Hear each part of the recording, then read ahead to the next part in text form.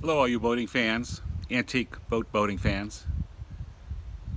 I decided to show you a little bit about my boat, my 1913 Mullins Launch and its motor, and probably early 20s, 4 horsepower St. Lawrence. And I had a few other videos that show me out on the water with it, but I thought maybe I'd show you how I go about starting the Mullins, at least in my driveway, before I take it out later today.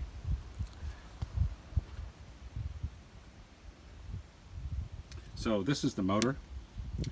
It's a 4 horsepower 2-stroke motor, and you actually have to start this motor by spinning the flywheel. It has a Chevrolet carburetor and a choke that I've manufactured myself as an adaptation to the motor itself to help aid in starting it.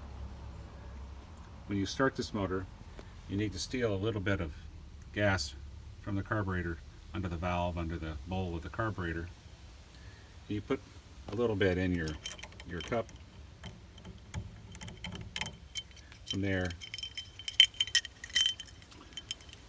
you put just a little bit in your priming cup in the top of the cylinder.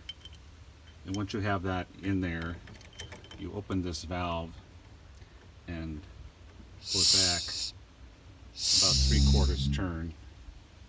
I should say maybe less than a half a turn, excuse me, to pull that gas into the cylinder. Once it's in the cylinder, you have to make sure that your throttle is pulled back and maximized. You want to choke it probably a little bit if it's a cold engine. And the timing arm, which senses a hot spot down on the main axis of the flywheel, is retarded, so that when you start the engine, since I have a left-hand propeller, I wanted to keep it going in the same direction that I push it.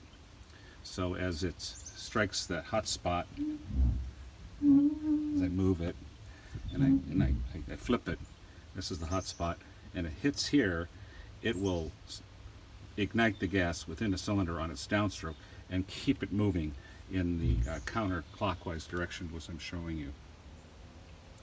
Once it's started, you can then advance the timing rod to an advanced position, and which will increase your RPM significantly.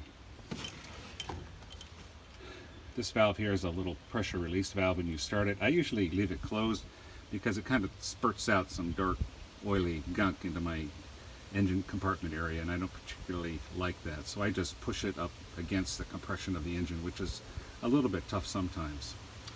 These are grease cups for the main bearings. I have a little temperature monitor, make sure my engine is always cooling.